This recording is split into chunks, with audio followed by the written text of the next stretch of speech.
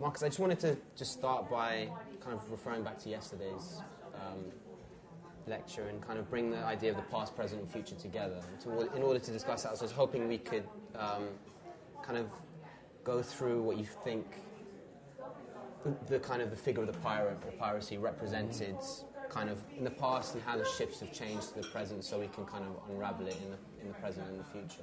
Okay. Well, the image of the pirate is a powerful one.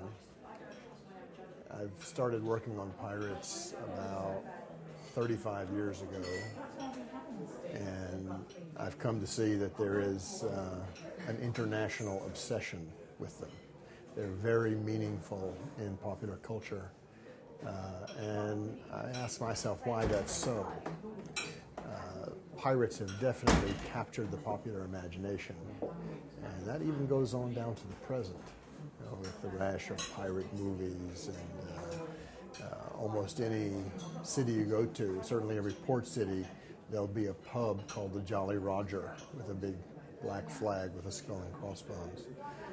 All of this really goes back to what's called the golden age of piracy. Roughly the period from around 1650 to 1730, which is the time when first buccaneers, but then later formal pirates were a force of great international power. And just to give a little background about that, there were three main generations of pirates in those days. First of all, there were the buccaneers, who were mostly runaways from the plantation system.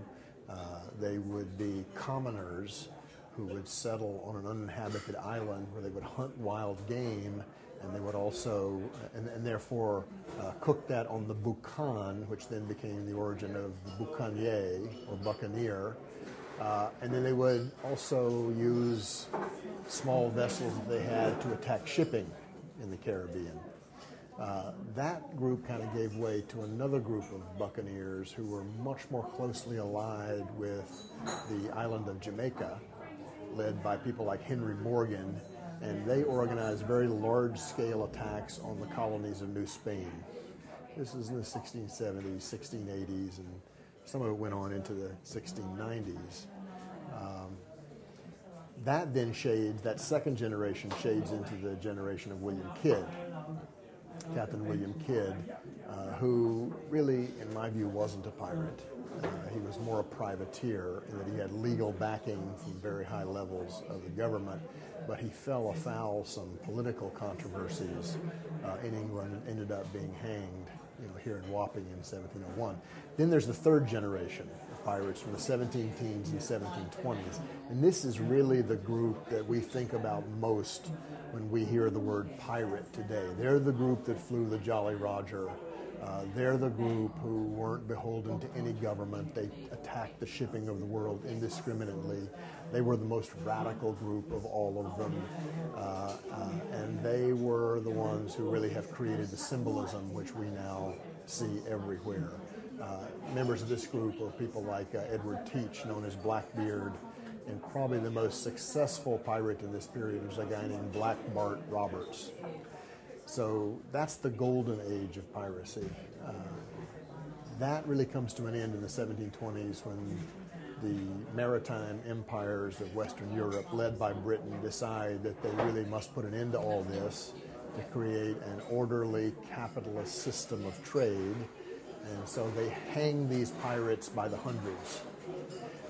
And one of the very few things that the Pirates of the Caribbean movies got right was that the dangling bodies at the harbor, I think Port Royal is what's pictured there, but practically any Atlantic port city in the mid-late 1720s into which a vessel might sail, there would be these dangling corpses of executed pirates as a specific warning to sailors,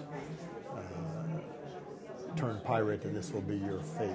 So it was an act of terror, basically, by the government to try to bring this independent activity to an end.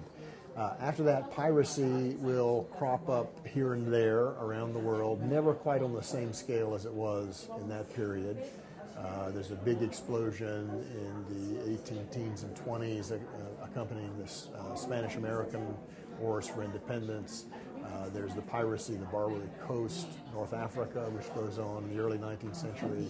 And there are various kind of localized piracies in the 20th century. And now in Somalia, we have another fairly large-scale localized set of piratical activities in that region. So it's not a continuous history, but you can say that the image of the pirate is continuous. Right. Especially once it became a central part of popular culture.